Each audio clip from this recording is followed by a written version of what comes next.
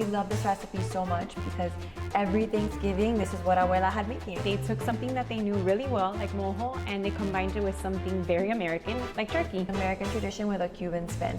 Proof that mojo makes everything more delicious. We're gonna walk you through step by step from the moment it's defrosted. The good, the bad, and the ugly. Part of the prep of the turkey is taking out the giblets. If you say, oh, my turkey didn't have any giblets, your turkey came with giblets. Can all be fabulous, guys. If you're working with two people, I would say one could be the turkey hands and one could be the non-turkey hands. Turkey hands! You want to salt it more than what you think. All right, can Christy do it?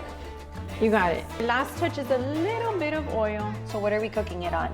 We're gonna roast it at 425 first, just to seal it up, and that really helps get that beautiful golden crust. What do you want to think about when you're carving this? Fractions. There's a lot of parts. Fractions. We're stressed enough. We don't need fractions. Once you hear that joint break, Sexy. push down, and you don't need a knife. Why? Because the joints are doing all the work.